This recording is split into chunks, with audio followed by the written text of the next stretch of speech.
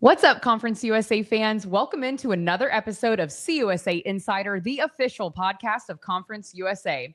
Spring sports are still in full swing here at Conference USA, but we got the chance to crown 2 more conference championships this last week, leaving us just with 3 more conference champions for the rest of the season. And we're going to talk all about it today. But before we get there, we want to make sure that you are following us on all social platforms, X and Instagram. You can find us at CUSA Insider Pod.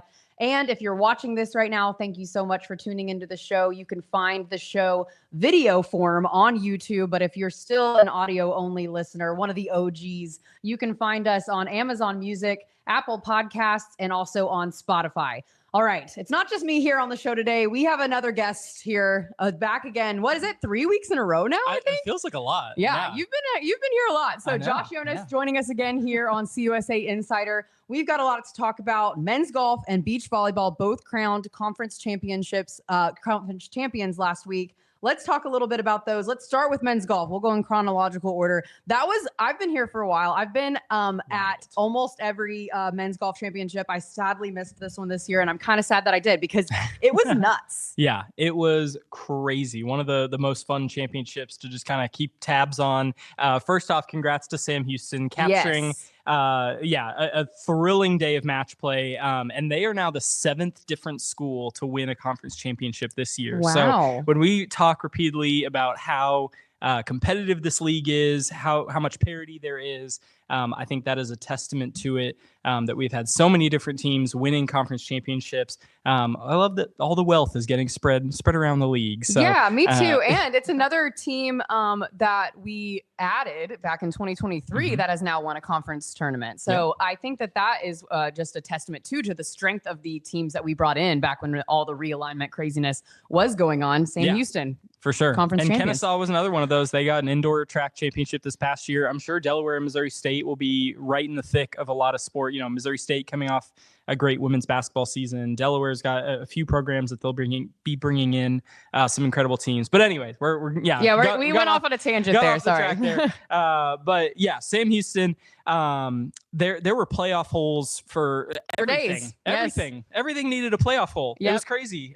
New Mexico State and UTEP had to go to a playoff hole to decide the 4th team in match play. And then in the semifinal round, Sam Houston, they edged Kennesaw State 3-2. UTEP and Liberty needed a playoff hole to settle that semifinal. And then, of course, we needed a couple matchups in the final that went to playoff holes. But ultimately, Sam Houston comes out on top over UTEP. And then New Mexico State's Aiden Thomas, he captured the individual medal. 8 under par. But yeah, it was wild. Yeah, it was crazy. It was. It was a lot of fun. Like, I mean, you think about golf, serene, great atmosphere, riding around on your golf cart. Everything's really quiet. Like, this is really exciting to follow. You think Jim Nance whispering on NBC? Yeah, no, this was not that. No. I said NBC, CBS. Yes. You know what I meant. Sorry, guys. Yeah. This was really exciting to follow, and it was fun too. This was the first time that we broadcast the conference championship, that match play final on ESPN Plus. So we kind of got to watch almost every shot, figure out, who was taking the lead. Match play is such a fun format anyway. And not to mention, too, the morning matches that Liberty, who was the number 1 seed going in, lost to the number 4 seed, which gave us that matchup between Sam Houston and UTEP. So lots of fun going on there in Texarkana at Texarkana Country Club. And like you said, Sam Houston pulled it out, came out on top. Yeah. And now we will actually, we're recording this episode on a Tuesday. We'll find out where they're headed for NCAA tomorrow, I think, is when the selection show is. Yeah, so tomorrow, good luck to the Bearcats. I don't know if it's worth sharing the details, because again, when you're listening to this, it will have already aired. So congrats to wherever Sam Houston and New Mexico State's Aiden Thomas end up. Yeah, and whoever else makes it. Yeah, it'll be a lot of fun. But we did, we announced that we had some women's teams go and some individuals going to regionals last week. Men's and women's tennis got announced yesterday, where those teams are headed. Middle Tennessee facing Duke at 9 a.m. on Friday in Knoxville. And then FIU women facing Stanford at 11 a.m. on Friday in Lubbock. So those are where they ended up for their postseason journeys on the tennis side. But the other championship that was decided this past weekend was beach volleyball. Such a fun sport that we added a few years ago. It's been a really good one to follow, and a lot of fun matches came out of there too. Yeah, and a super fun championship. I'm sure Dane, our producer back there, can attest to this. Except for he's getting sand out of everything. He told us all of his computer equipment, all of his camera equipment has I remember, sand in it. First beach championship I worked at the Southland Conference down in Corpus Christi. It was the same way. I had sand in my computer, sand in my backpack for like weeks after that. I eventually had to go home, like dump all the sand in the trash can. It's crazy how much that stuff gets everywhere. Yes. But beach volleyball, such a fun championship. You got to love just it's high tempo. Matches are so fast. There's music playing. It's such an awesome environment. But FAU, we kind of talked about them being, pretty much an overwhelming favorite coming in. They swept right through the field on their way to hoisting the trophy down there in Youngsville, Louisiana. They earned the number 13 seed in the NCAA tournament. They'll face number 4 Loyola Marymount tomorrow. Again, this will be coming out Thursday. So Wednesday. Sorry. So this will be on Friday at 8 a.m. Central. Okay. They'll be facing Loyola Marymount. I was trying to think ahead there, and I was like, I'll say tomorrow, but got it. Yeah, that's on me. And then the winner will advance to the Saturday's quarterfinals against either USC or North Florida. So congrats to the Sandy Owls. 3 NCAA tournament games on Friday. Yeah, that's crazy. 8, 9, and 11. All right. Yeah, so get your ESPN Plus subscriptions. And if we haven't said that enough already, so now's the time, everyone. Yes. Because we have a lot of other stuff coming up on ESPN Plus as well. Like we mentioned, softball and baseball. Mm-hmm. They're still going on. We've got an outdoor track and field championship coming up, which will be on ESPN Plus as well. But let's talk a little bit about what's happening let's go with baseball first. The Diamond Discourse, as Eric and I agreed on last week. Yes. I wish I had come up with that, but I didn't. But yes, baseball going on right now. We've got 3 more weekends left of the regular season before we head to the championship in Lynchburg, Virginia, and that's May 21st through the 25th. But there's a lot going on right now. Like you said, just 3 games separate the top 5 teams right now. But DBU is sitting in the number 1 spot with their record of 13-5 at the moment. Yeah. I mean, the amount of shakeup we've seen and the amount of teams, right? Like it was, for a minute there, it was WKU. Then it was like, oh yeah, La Tech's coming back into the fold. And then it's like, oh, well, DBU's kind of coming full circle. And here comes Kennesaw State. Yeah. These 2 programs are both 8-2 in their last 10 games. 2 of the hottest teams in Conference USA right now, setting up for what should be potentially a regular season championship series in Dallas, May 9th to the 11th. But yeah, we'll start with DBU. Went to the Love Shack and took 2 of 3 from La Tech, something that not a lot of teams can do. We talked about it a few weeks ago when we talked to Lane Burrows and kind of previewing this brutal stretch of series that they had. Which is not over yet. We'll talk about that in a little bit. Yeah, we'll get to that. But the ability to defend their home turf we thought was going to be very important. Unfortunately, again, dropped 2 of 3 to DBU. Ryan Borberg, our pitcher of the week, was huge in Sunday's rubber match. He threw 7 innings, struck out 6, only allowed 2 hits to this La Tech lineup. That is something right there. So big series win for the Patriots. And then, Kennesaw State moved into 2nd place. I don't know if we would have thought that, we would be saying that, a few weeks ago, much less at the beginning of the season. So a big series win for them as well. Yeah, we talked about, at the top of the show, new teams coming in with strengths that they already had. Baseball was definitely one of Kennesaw State's moving into the league, to a great baseball league, though. So we weren't quite sure where they would end up. Slot in. Yeah, exactly. But they had an absolutely incredible series victory over Liberty this weekend, who, as we mentioned a couple weeks ago, Liberty was losing a few here and there, and then they just kept losing. We'll see if they can make it up here in the last 3 weeks of the regular season. But Nate Anderson is who I want to talk about.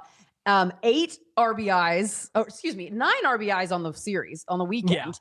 8 of them coming in his game on Sunday for a program record single game, 8 RBIs. That's crazy. insane. Which included a grand slam, everyone. It was great. It was really fun to watch. Yeah. If you haven't seen the highlight already, go to Kennesaw State Baseball's Twitter page. It's really fun to watch. But yeah, they're just moving right on up into contention here for the regular season title. But like you said, that matchup I've got circled on my calendar too. DBU, Kennesaw State here in Dallas should be a really good one. Yeah, and I mean, we should try not to get too ahead of ourselves here because, we have another big one coming up this week. You kind of alluded to it just a second ago, but La Tech travels to Bowling Green to take on Western Kentucky, which obviously this is a Western Kentucky team that after the way this past weekend played out, getting swept by FIU, they've got to be frustrated, right? Because we thought that they were not necessarily going to run away with the league, but we thought they were going to stay near the top. Up until the tournament. This is kind of their chance to get back on track a little bit, back on their home turf, but with a very talented La Tech team who I'm sure they're angry as well, coming off that series loss to DBU.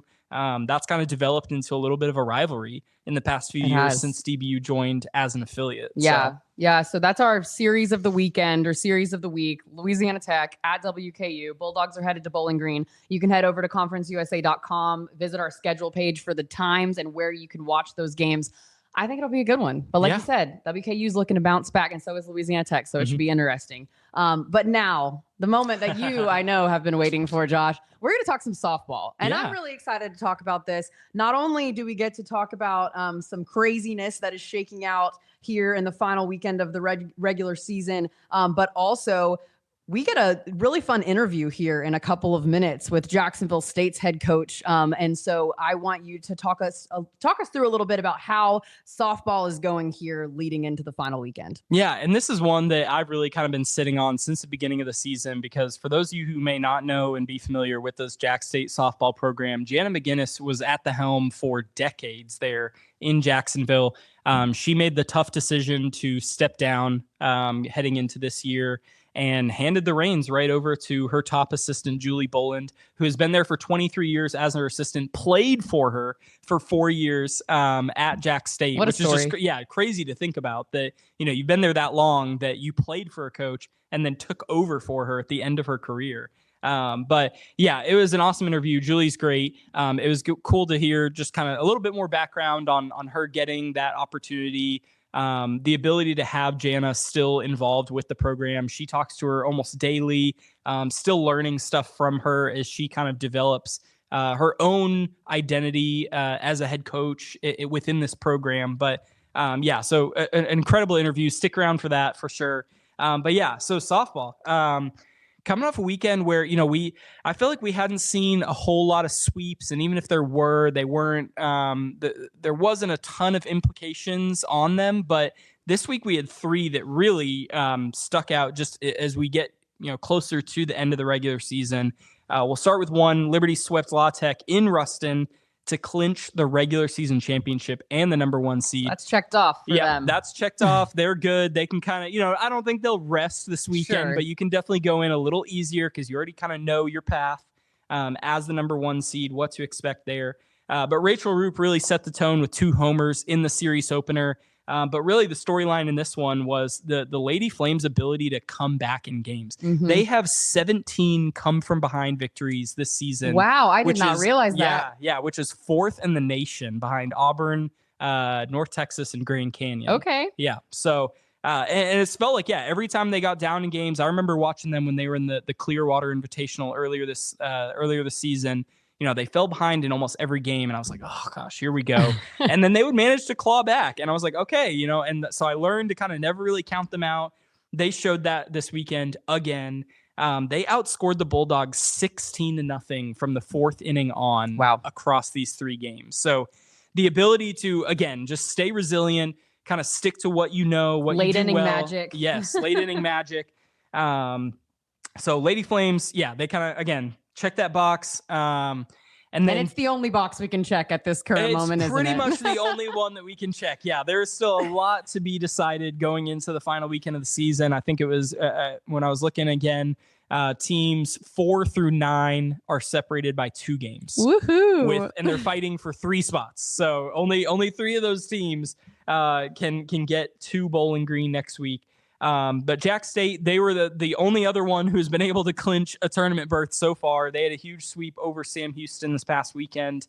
Again, that was kind of a big one for Julie and her team to kind of take sole possession of second. They kind of, they can take a little bit of a sigh of relief. They still have a big one this weekend. They go to Bowling Green. I'm not sure. I meant to ask her if they were planning on just staying. Oh, yeah, they because that's Sunday where the conference championship they got to be there Tuesday for practice day anyway. But we shall see. And then New Mexico State was the other one.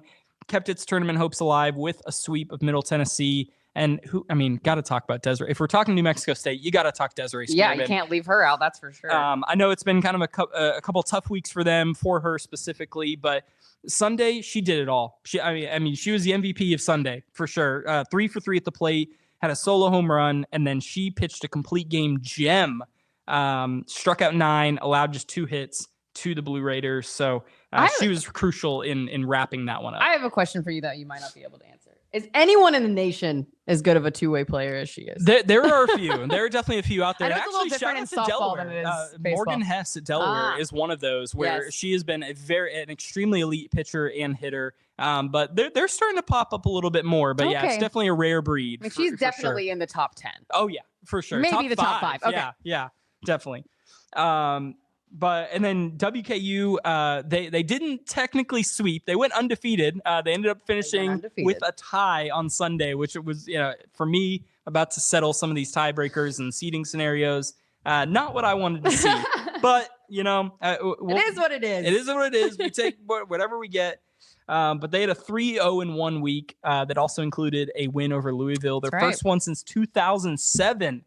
So big win for the Hilltoppers there. And really this week was, and they were rightfully awarded for it too. Morgan Sharp had 3 multi-hit games on the week. And then freshman Erica Hogue. I should have. Hogue. We'll just go with it. Erica. Yeah. Sorry, Erica. She had a great week. She pitched in all 4 of these games, pitched a complete game shutout against Louisville, and then also contributed in each of their 3 games down in South Beach. So I think this is like a pivotal week for WKU for sure, because we've been talking about whether or not the curse of the host of the softball championship actually making the softball tournament was going to come back. It was there for quite a few years, and then it went away for a few years, and we were like, is the curse coming back? Yeah. They're definitely doing the right things at the right time, I think. Oh, yeah, for sure. And you look back, I think in their last 13 games, they're 9-3-1. So, there was a minute there where we were a little worried. They were about 3-7, I think, 10 games in the conference play. And we were like, oh, no, this is going to create a little bit of an awkward situation. But the Hilltoppers, they haven't sealed it up quite yet, but they're sitting pretty in 4th place right now with a chance to kind of wrap that up this weekend against Jack State. And we'll kind of jump right into it from there. I think that's the series to watch. It's kind of a no-brainer. Jack State visiting Western Kentucky. It's kind of the Gamecocks' chance to make a last statement before the tournament and really establish themselves as potentially the biggest threat to Liberty winning this tournament again. And then, again, like I said, the Hilltoppers still fighting for a berth in the softball championship. Does being back at home, that extra little comfort, give them the edge they need to at least get a win. I think that's, I haven't looked through it all, but I think if you get at least one win, you're probably good. Right. So. That's true. And remind me again, only 6 teams make it to the softball championship. Yep, only correct? 6 teams. Yeah, so top 2 teams receive a bye, and then the first round games will be the third, fourth, 5th, and 6th teams. Yes. Yeah. That was a tongue twister. Yeah, it was. Yeah. And so that championship is next week, May 7th through the 10th. All of the games are on ESPN Plus except for the championship final, which is on CBS Sports Network on Saturday, May 10th. Should be a lot of fun watching this weekend. Bracket gets released on Sunday afternoon after the final game is over. Mm-hmm. But like we said, we've got an interview that Josh conducted for us here yesterday with Jacksonville State head softball coach Julie Boland. So we're going to give you guys a chance to listen to that right now. Joining us now, head coach of the Jacksonville State Gamecocks, Julie Boland, in her first year at the helm in Jacksonville. Julie, thank you so much for joining me. Absolutely, Josh. Thanks for having me on.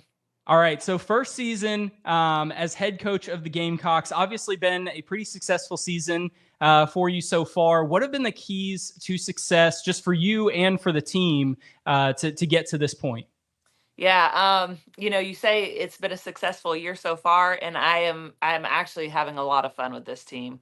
For me right now, the success is the buy-in of all the players, as me being head coach, the trust that they have in me. So I'm super thankful for the players, and my staff. My staff, we got to be coworkers first.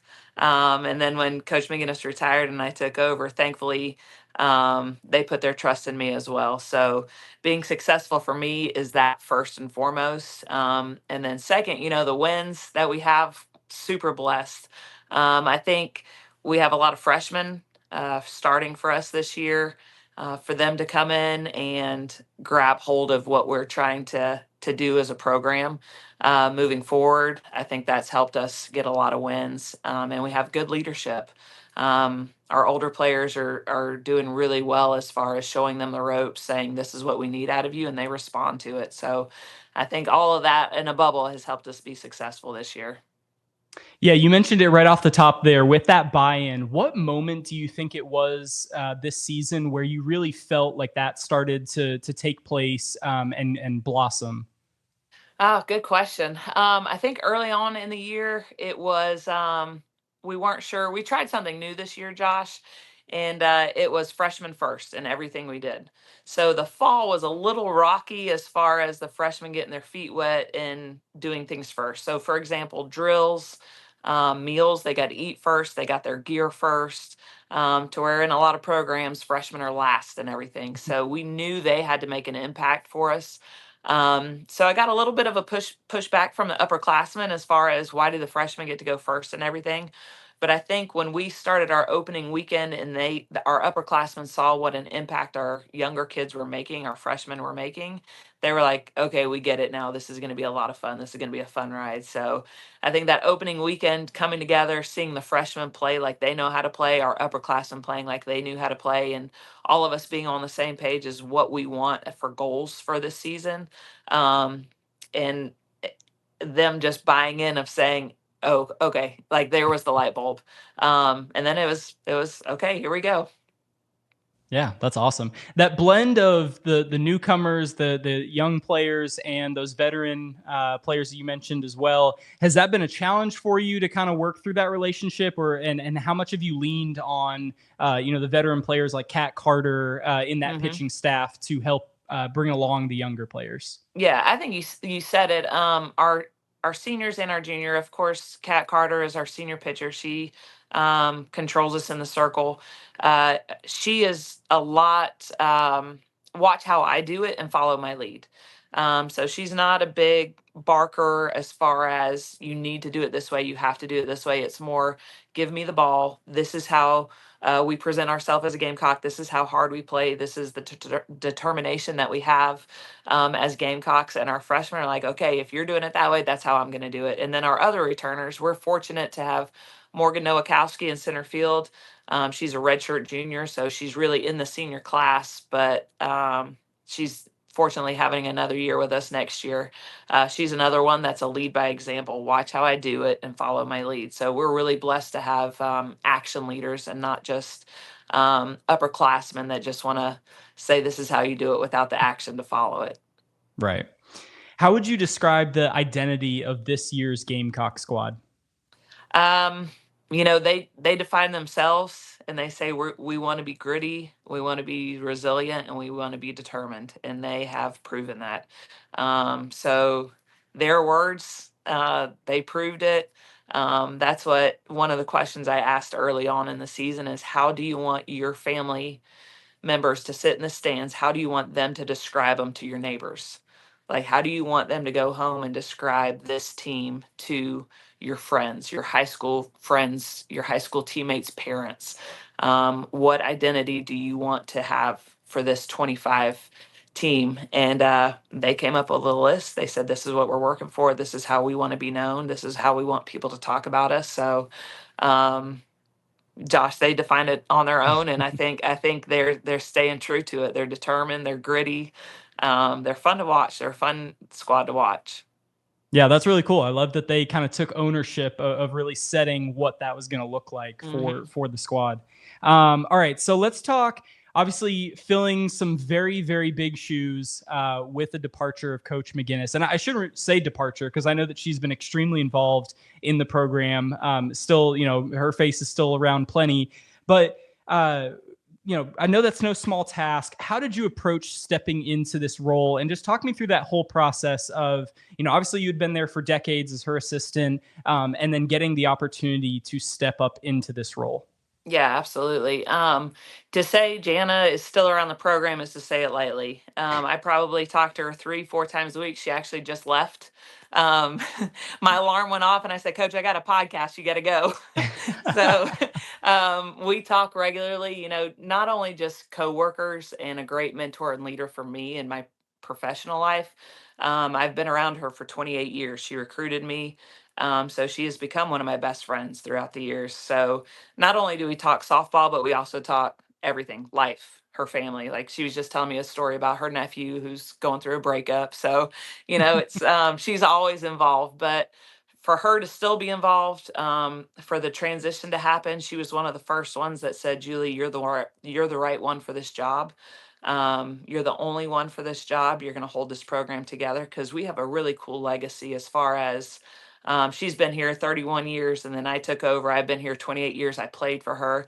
So we have a huge alumni base, and we know all of our alumni personally. We know the players. So I think that's a really cool aspect of just the Gamecock program. And so when she said that, I want you to take the helm. I'm pushing for you to get the job. She said, you have to do one thing, and that's be yourself. You cannot be me. So I've taken that advice and I've ran with it. And of course, to the core, like our values, the way we want to run a program, it's all the same because I've learned from her. And her, with her success, it's always do the right thing first. So it's not player based, it's always program based. But the team first, do the right thing. So at our core, we coach the same way as far as building a program. But of course, I'm going to do things a little bit different. And she pushes me to do that. Be your own self, be your coach. You cannot be me. So I'm very, very thankful for her mentorship, her leadership, but ultimately her friendship. Yeah, and that's a perfect segue. And I remember I had a similar conversation with Jordan Clark when she took over at Florida Atlantic, obviously in a very similar, taking over for a legend there. But how have you been able to put your own stamp on the program while maintaining a lot of what you just mentioned in just some, the everyday things that make up the team? Yeah, I think a little bit of what I do different. I sit down and talk to the team every day. We break down things every day, as far as mentality, expectations, and that's something we didn't do previously, and that's okay. But it was like, let's just get to work. To where now I'm more of a let's break it down. Let's talk about the nitty gritties. Let's talk about the mentality, expectations. So we spend a little bit more time talking things through so we can all be on the same page so there's no mix up as we go. So but other than that, I think the other big thing is I'm very detail oriented, and I think that's why she kept me around for so long being her assistant. Not much goes by that I don't notice. Sometimes that drives me crazy, sometimes that drives my assistants crazy, but um I'm very, very organized and to a T. So I try to keep that in line as well. So I would say that's where we're different. I'm sure if I asked you, just what have you learned from Jana, this would have to turn into, a 6-episode podcast. But if you could maybe, pin it down to one or two things, what have been the biggest things that you've learned from her under her tutelage, and then even this season in your first year as head coach? Yeah, that's a great question, Josh. I'd say the biggest thing is, I think I mentioned it before, just do the right thing. Um, you want to put the people first before the game. So what she has taught me through that is, you got to think of the bigger picture. You have to do the right thing because you're building a program. You're not just building a weekend or a season. It's the program that you want to look at. And then on top of that, it's treat people the right way. Because at the end of the day, this is just a game and there's a bigger picture in it. So you got to treat the people the right way, because once you treat them the right way, players, managers, trainers, coaches, administration, they're going to have your back and they're going to want to do even more for you. They're going to want to play harder for you. So doing the right thing and treating people the right way. Yeah, that's great. Pretty simple. All right. Yeah. Yeah, for sure. Yeah. Let's get back to this season. Julie Boland's Jack State Gamecocks. The team is 9-1 in the last 10 games, coming off a big sweep against Sam Houston. Heading into the final weekend of the regular season, you're sitting alone in second place. How do you feel about your team's momentum as we near the conference tournament? Yeah, I am super proud of them. We have really focused on one game at a time, looking at what's in front of us. We can't look ahead. We can't look backwards. We can only look at what's right in front of us. And they have really kind of flipped a switch, like you said, 9 out of 10 games. I don't think I've realized that till just now, but it's they're determined. They're on a path. They want to prove to everybody how good they are, where we belong. And they just kind of have a mentality of, we're going to fight together. We're going to mess up, but we're going to mess up together, and we're going to have each other's back and push forward. And I think the last 9 games, 10 games, this past weekend sweep, it was a tough one. It was kind of chaotic for a while, but I think all of those games teach us for postseason. They give us experience and they build our character. So I'm just super proud of the fight and the determination that they have.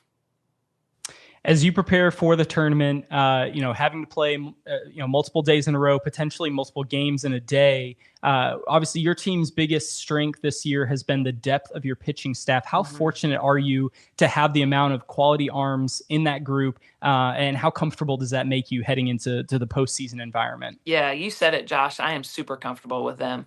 Our depth and our staff, they're all returners, so they all have the experience. And thankfully, they have all been put in a situation this season that will help us in postseason. We can start any 4 pitchers at any given time. So when we break down film and when we scout another team that we're about to see, we try to do the best matchup possible for our pitching staff versus the opposing team's hitters. So our staff, our pitching staff in the circle too, they have bought into working together. They know they cannot do it alone. So they know, I'm going to get us as far as I can go, and then I'm going to hand the ball over, and I have full trust and confidence in the next pitcher. So with that kind of mentality, it's really amazing to see, because a lot of time pitchers are like, I want the ball and I don't want anybody else to have it. But this mentality of this staff this year, it's I'm going to get us as far as we can go. I'm going to give it my best, and when my time's up, it's up, and I am going to cheer my heart out for the next pitcher. So I'm super, super fortunate, and Coach Holly, our pitching coach, has done a great job with them as well. So I couldn't ask for more. As you prepare for that first game going into the tournament, as a first-year head coach, what is going to be your message to the team? Josh, I don't know. It's my first rodeo. I don't think much changes. I think, the end of this season, rolling into postseason, we got to focus on the game in front of us. Nothing else matters except the one game in front of us. Every pitch compete, whether it's in the box, whether it's we're throwing the pitch, whether it's the ball getting hit to us, every pitch we have to compete. And we are always in a position to win as long as the game's still going on. So if they can keep that mentality, I think we're going to have a lot of fun in the tournament. All right. So on CUSA Insider, we like to do a segment that we call CUSA Eats. So when our fans, our administrators, whoever are traveling around the country to go see some games, we want to make sure they have the top recommendations of places to eat. Now, you should feel pretty comfortable answering this because you've been in Jacksonville, quite a while now. So I got to know, where are your favorite places to eat? What's your favorite dish in town? Yeah. So besides talking softball, food is my next hot topic. So I love this question. My favorite place in Jacksonville is the Rocket. Hole in the wall barbecue place. It looks like a shack. On the sign, there's a pig. But it's barbecue, chicken, salads, hamburger, the best hamburgers in town. They have my vote for best hamburgers in town. That's we went there when we were there for the football championship. That was one of the top places they recommended, and I was like, all right. We drove past on the way in. I was like, really? That's the top recommended place? And it's crazy because you can split the double cheeseburger meal for $13, and it's enough food for probably enough food for 3 people. But yeah, that's the twin cheeseburger basket. That's definitely on the list. Oh yeah. Yeah, but then another good place would be Cooter Brown's. And I don't think they've changed the inside of the Rocket or Cooter Brown since the 80s. So It's been the same since I've been in school here. Oh, yeah. Yeah. Another incredible one that we got the luxury of trying while we were there. So we ate our way through Jacksonville, even though we were only there for a couple days. So, Easy to do there. Yeah. That's awesome. Well, Julie, thank you so much again for joining me. Best of luck as you go into the final weekend of the regular season. And we'll see you in Bowling Green in just a little over a week. Yes. Thank you so much, Josh. Thanks for having me on. Thank you so much to Julie Boland, Jacksonville State head softball coach, for joining us here on CUSA Insider. We have a lot of fun stuff coming up in the next couple of weeks. The final weekend of the regular season here at Conference USA for softball. Softball bracket release upcoming on this Sunday. So next week, we have a really fun show in store for you. We've got some people traveling for the softball championship. So we're going to mix it up for you just a little bit. We are actually going to be releasing an episode next Tuesday. So be on the lookout for that on May 6th. We are going to preview the entire 2025 softball championship for you. Joe Castellano from CBS Sports Network, our play-by-play guy who will be calling the championship on Saturday, will be joining Josh and I here on the program. So be on the lookout for that one. It's bound to be a fun one. All right, everyone. If you're not already, please follow us on social media at CUSA Insider Pod. That's important. And then also find us on YouTube so you can watch the show. But if not, keep listening to us on audio. We enjoy all of the listens, and definitely be sure that if you have any bit of feedback for us, that you email us at cusainsider@conferenceusa.com. All right, everyone. Good luck to our teams playing in the postseason this week. But that is all I have for you today. You are listening to CUSA Insider, the official podcast of Conference USA. I'm Sarah Rudolph, signing off.